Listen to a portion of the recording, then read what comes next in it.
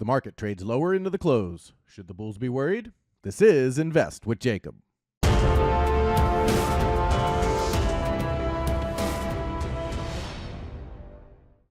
Okay, guys, so not much in the way of videos last week, as we did have a holiday in the middle of the week and I had some personal things to tend to, as well as a newborn. All of that adds up. So I was not able to get my normal videos out, and that does continue a little bit this week, as tomorrow I have a minor surgery and there will be no video tomorrow. But after that, should be pretty much business as usual, with the exception of the July 4th week coming up. Now, the overall theme remains the same. We've been looking for a top, and we're looking for the market to pull back and break support. But until that happens, pressure does remain up. Now, at the end of last week, we did see the market start to pull back, and they followed through on Monday. So now the question is, should the bulls be worried? The short answer is not yet.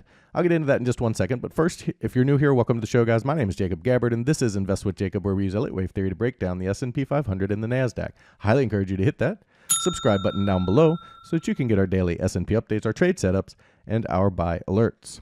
All right, guys, before we jump into the charts, I do want to talk about something that I think is pretty important on YouTube and everywhere else, and that is our actual trading. So these videos are just a snippet in time of what we're looking for in a semi-big picture to big picture update. But what we actually trade is the chart and what the market gives us. And as you can see on the screen, our day trade results for the first half of the year have us on pace for about $50,000 in profit day trading for the year.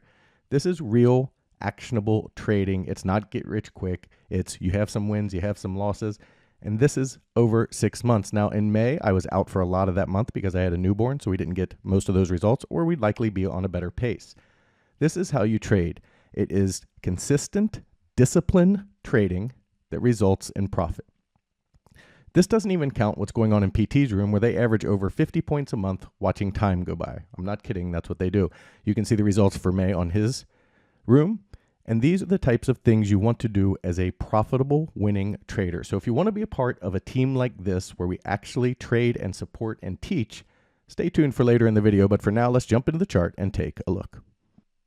Okay, guys, so here we are on the 1 hour futures chart for the S&P 500. And before I jump into the details of what we're looking at, I do want to address some of the comments I see and some of the funny things that go on down there, such as, quote unquote, moving the goalposts. There are no goalposts. There are no final targets. There are fib levels that we go with, and if they exceed the normal fib levels, we go to the next fib level. Quite often they don't exceed the normal fib levels. Sometimes they do, sometimes they don't get to the normal fib levels. These are all part of trading, and how we understand when they do and don't do those things is when support or resistance breaks. And this is what understanding key levels is about. If you can understand the key levels and understand that when I say the pressure is up until support breaks, then you'll do really well in this market, because you understand that most trades should be long until we see a breakdown of support. So that being said, off of the high, we were looking for a 5-wave structure down. We have a minor one, a micro 5-wave structure. Again, these are unreliable, but you have to start with something. You can't start with a bad foundation. So a micro still has to be 5 waves. You start with that, then you build upon that. And if you can build out a bigger structure, then you have a lot more confidence in your top or bottom being in. So we do have a 5-wave structure down that we've counted as wave 1 here, and we had a bounce up in wave 2. And then yesterday they broke down through a key support level at 55.19. 55.17 really was the top of the pivot, but 19 was the lower end of support where the highs come in here. And then they broke to the bottom of the pivot right at the close here at 55.08. So if they can continue to follow this path, so you have 5 waves down for a wave 1, you have a wave 2. Wave 3 should target, and again, it's going to do this, guys. It's not going to go straight. But wave 3 should target 54.55. And then we should look for an overall target of 54.31. And this is how fibs work, guys. This is why it's so crazy when you look at the market and you say, oh, why do you have fib numbers? That's nothing. Those targets don't matter. They do matter, because the 2.0, which is a standard wave target, comes in at very critical support in a structural sense. This is always the case. They always line up these fibs. It's funny how the pivot was right at structural support. If they break that, that's a big deal to the downside.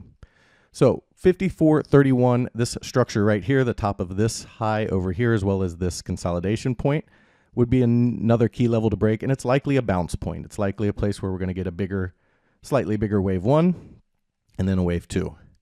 If they can get down here, that would be our first indication that a potential top is in. The next indication would be a 3-wave bounce, and then a breakdown and a bigger wave 3. that ultimately comes down and breaks below this low down here at 53.30. This wave 2 low, that would be a pretty strong signal for the bears that the top is in, and we should be looking down in a more aggressive way. Until that happens, we still have the potential to make a deeper wave 4 and push higher to the next fib area. So until those levels play out, the bulls are in control. The more these start to play out, the less control the bulls have. And then ultimately, once we break this support down here at 53.30, then we can start to say that the bears have taken back control and we're starting to look down in a much bigger way. Until then, pressure still remains up, meaning we're looking for this pattern to play out, but it's not going to be shocking if it fails. It would be more shocking if we broke support down here and then they failed and came back up to the top. That would be more shocking in the overall sense. So again, understanding key levels is how you trade. We showed you our trade results at the beginning of this video. This is how you are successful in this market. We had 4 successful day trades out of 5 tries yesterday. We had a 100% winner. We had a 50% winner, 40% winner. So our loser was pretty small. So overall, we understand the levels. We understand how to trade them and how to be profitable. And that's what really matters. So we're looking for more downside pressure to continue, assuming the bears can follow through. However, any failure of this pattern and the bulls can take this higher. Over on the NASDAQ. All right, guys, theme remains the same on the NASDAQ. We have a very nice, really nice 5-wave move down the NASDAQ. It's much cleaner than the ES. The ES is fine. It's a very valid 5-wave move, but this is a really picture perfect one. Then you had a wave 2 bounce, and now they've broken down through the pivot, through this key support right here, and they're trying to fill out this rest of this pattern. We'd look for them to come down in this kind of formation into the 19,400, 420 area, get a bounce, and then break down to the 19,262 area, which again lines up perfectly with support in the chart since. It's funny how these fibs constantly line up and how Elliott Wave finds them with simply understanding market dynamics. So these are our first key levels. They need to get down in this 5-wave structure. Again, these numbers are not, oh my gosh, if they hit 400 and not 419, it failed. It needs to come down into this area, bounce, complete this cycle. Then we're looking for a 3-wave bounce. And then continuation to the downside in a pretty strong way that will eventually break this low down here at the 18,770 area or so. This wave 2 low.